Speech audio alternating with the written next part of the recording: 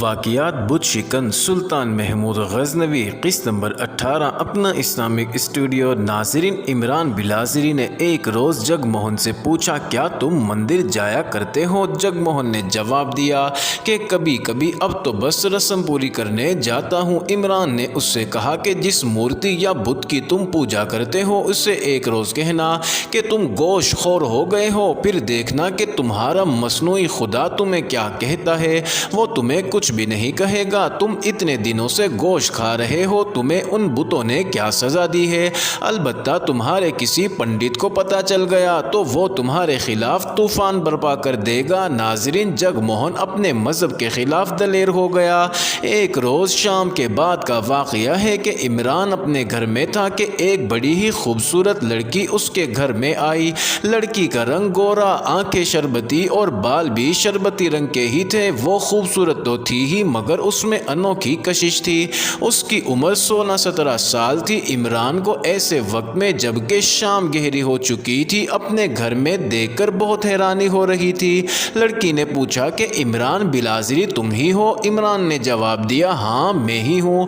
تو لڑکی نے کہا کہ میں جگ موہن کی بہن ہوں اور میرا نام رشی ہے۔ جہاں جگ موہن کو دیکھنے آئی ہوں، میرے باپ کی طبیعت خراب ہو گئی ہے، گھر میں کوئی مرد نہیں جو کسی سیانے کو بلا سکے۔ مجھے معلوم تھا کہ میرا بھائی آپ کے پاس آیا کرتا ہے۔ عمران نے کہا، ہاں آیا کرتا ہے لیکن دیر سے، جب رات گہری ہو چکی ہوتی ہے میں تمہارے ساتھ چلتا ہوں، کسی سیانے کو بلاؤں گا۔ رشی نے پوچھا، تم یہاں اکیلے رہتے ہو؟ عمران نے کہا، ہاں اکیلا ہی رہتا ہوں۔ رشی، تمہاری بیوی کہاں ہے یا تمہاری شادی نہیں ہوئی ابھی تک؟ عمران نے کہا کہ ابھی تک شادی نہیں ہوئی ہے۔ رشی مسکرا دیتی ہے۔ اس ہندو لڑکی کے چہرے کے تاثر اور مسکراہٹ سے پتہ چل رہا تھا کہ وہ اس گھر سے جلدی نکلنا نہیں چاہتی۔ عمران ایک تاثر بن کر اس پر چھا گیا تھا۔ رشی، تم نے شادی کیوں نہیں کی؟ عمران نے جواب دیا کہ تمہارا باپ بیمار ہے، تمہیں گھر جانا چاہیے۔ رشی نے کہا کہ اتنا زیادہ بھی نہیں ہے، ویسے ہی تمہارے پاس رک گئی ہوں، تمہیں اچھا نہیں لگا تو چلی جاتی ہوں۔ میرا بھائی تمہاری بہت تعریفیں کیا کرتا ہے، اس لیے تمہیں دیکھنے کا شوق پیدا ہو گیا تھا۔ تم واقعی اچھے آدمی ہو۔ جگ موہن بہت اداس رہتا ہے، اس نے کھانا پینا بھی کم کر دیا ہے۔ ناظرین، عمران بلازری کے منہ سے نکلنے چلا تھا کہ وہ کھانا اس لیے کم کھا رہا ہے کیونکہ وہ چوری چھپے اس کے ہاتھ سے گوشت کھاتا ہے، لیکن اسے یاد آ گیا کہ یہ ایک راز ہے۔ عمران نے کہا کہ جس نے اپنی بہن کو زندہ جلتے دیکھا ہو وہ اداس نہ رہے تو اور کیا کرے؟ تمہیں بھی اپنی بہن کے اس طرح جلائے جانے کا دکھ تو ہوگا۔ رشی نے سرد آہ لی اور اس کی آنکھوں میں آنسو آ گئے اور رندی ہوئی آواز میں بولی کہ میری قسمت میں بھی شاید جلنا لکھا ہوا ہے، کبھی تو جی میں آتا ہے کہ شادی ہی نہ کروں۔ عمران بلازری رشی پر نظریں جمائے اسے غور سے دیکھ رہا تھا، پھر اس کی نظریں نیچے کو پھسلنے لگی۔ ناظرین، رشی بھی عمران کی نظروں کو دیکھ رہی تھی۔ عمران نے تصور میں رشی کے خوبصورت جسم کو جلتے ہوئے دیکھ رہا تھا، وہ تصوراتی شعلے اس کے اندر کو جلانے لگے۔ نہیں رشی، عمران نے بے قرار ہو کر کہا اور بولا، تم نہیں جلو گی، تم مر بھی گئی تو میں تمہاری لاش کو بھی نہیں جلنے دوں گا، میں تمہاری لاش کو بھی اٹھا لے جاؤں گا۔ ناظرین، رشی گھبرا گئی اور بلازری یکدم سنبھل گیا اور کھسیانی سی مسکراہٹ لاتے ہوئے بولا کہ مجھے معاف کر دینا رشی، مجھے غلط نہ سمجھنا، میں سمجھ نہیں سکتا کہ تم جیسی عورتوں کو زندہ کس طرح جلا دیتے ہیں، تمہارے پنڈت اور دوسرے لوگ ایسے پتھر دل کیسے بن جاتے ہیں؟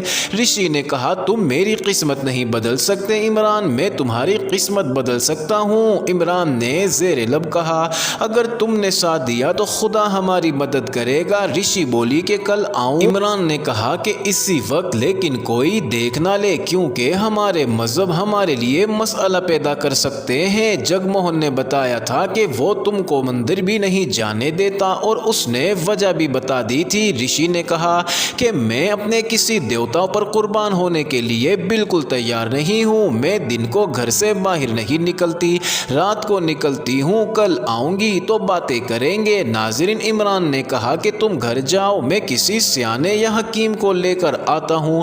عمران رشی کے ساتھ دروازے تک گیا۔ دیوڑی میں پہنچے تو وہاں کافی اندھیرا تھا۔ رشی عمران کے بالکل قریب قریب ہو گئی۔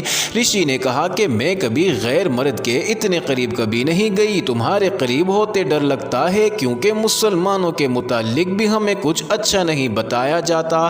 جگ موہن اگر مجھے یہ نہ بتاتا کہ تم اچھے آدمی ہو تو میں کبھی یہاں نہ آتی، تم تو بہت اچھے انسان ہو۔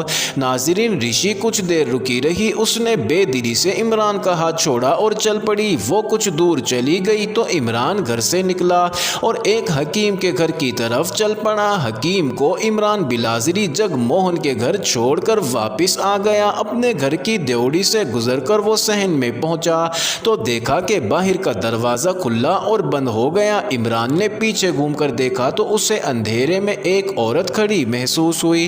عمران نے سوچا شاید رشی پھر آ گئی، مگر وہ جب اس کے قریب پہنچی تو اس نے دیکھا کہ وہ عورت زینت قاسم تھی۔ عمران نے اسے پہچانتے ہوئے کہا کہ زینت، تم اور یہاں کیسے پہنچ گئی اور اس وقت خیریت ہے سب؟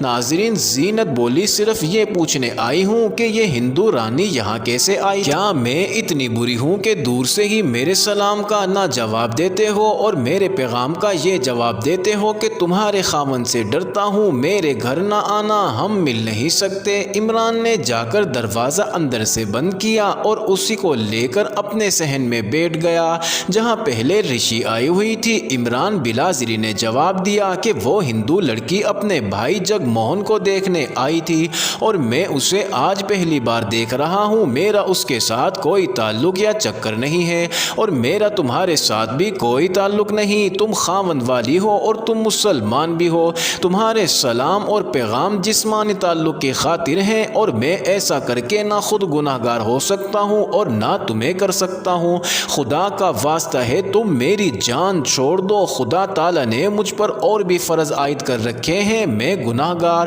یا بدکار نہیں کہلانا چاہتا، میں شریف والدین کی اولاد ہوں۔ زینت نے کہا کہ جسے تم میرا خاوند کہہ رہے ہو وہ میری اکیلی کا خاوند نہیں، اس کی ہم 3 بیویاں ہیں اور میں اس کی سب سے چھوٹی بیوی ہوں، میری عمر 20 سال کچھ ماہ ہے، میرے خاوند کی عمر مجھ سے دگنی سے زیادہ ہے، اس نے 3 بیویاں اس لیے رکھی ہوئی ہیں کہ وہ ایک دولت مند تاجر ہے، خدا نے اسے ایسی شکل و صورت بھی نہیں دی کہ کوئی عورت اسے پسند کرے، مگر دولت کے زور پر اس نے مجھ جیسی نوجوان دوشیزہ کو اپنی تیسری بیوی بنا لیا ہے۔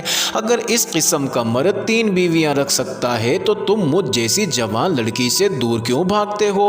تم کہو تو میں اپنے اس بوڑھے کھوسٹ شوہر سے طلاق لے لوں اور پھر ہم یہاں سے بھاگ چلیں، چاہے تو تم مجھے چوتھی یا تیسری بیوی بنا لینا۔ ناظرین، عمران بلازری نے زینت سے بے رخی سے کہا کہ اس میں میرا کوئی قصور نہیں اور نہ ہی میں نے مرد کو 3 4 بیویاں رکھنے کا حق دیا ہے، میں تمہارے ساتھ کوئی تعلق نہیں رکھنا چاہتا، تم یہاں سے چلی جاؤ، تمہارے خاوند کو پتہ چل گیا کہ تم یہاں ہو تو میرے لیے مصیبت بن جائے گی اور میں تمہارے خاوند سے نہیں ڈرتا بلکہ اپنے خدا سے ڈرتا ہوں، خدا کے واسطے میرے گھر سے نکل جاؤ اور مجھے مجبور مت کرو۔ ناظرین، زینت نے کہا کہ میرا خاوند یہاں نہیں ہے، وہ پشاور مال لینے گیا ہوا ہے، وہ مہینوں گھر سے باہر رہتا ہے، وہ مجھے ساتھ لے جانا چاہتا تھا مگر میں نے ایک ایسی بیماری کا بہانہ بنایا کہ وہ مجھ سے دور بھاگنے لگا اور مجھ سے بڑی بیوی جو عمر میں مجھ سے بھی 2-4 سال بڑی ہوگی ان کو ساتھ لے گیا ہے اور سب سے بڑی بیوی بھی کہیں چلی گئی ہے، وہ بھی رات کو لیٹ سے ہی گھر آئے گی، نہ میں اس کے راستے میں آتی ہوں اور نہ وہ میرے راستے میں آتی ہے، وہ اپنی زندگی جی رہی ہے اور میں اپنی زندگی جینا چاہتی ہوں، تم نے مجھے مسلمان کہا ہے تو سنو، میں صرف نام کی مسلمان رہ گئی ہوں، میرا کوئی مذہب نہیں ہے، میرے باپ کا مذہب اور ایمان سونا چاندی ہے، اس نے مجھے مذہب کے نام پر بیچا ہے، میری قیمت نقد وصول کر کے میرا نکاح پڑھوایا ہے، مجھے اپنے مذہب کے ساتھ کوئی دلچسپی نہیں رہی، مجھے بتایا گیا ہے کہ عورت کو مرد کی تفریح کے لیے پیدا کیا گیا ہے، میں ایک مرد کی تفریح کا ذریعہ بن گئی ہوں، میں اسے اپنا حق سمجھتی ہوں کہ اپنی تفریح کا ذریعہ خود تلاش کروں اور وہ ذریعہ تم ہو، کہو تو تم میری تفریح بننے کی کتنی قیمت وصول کرو گے؟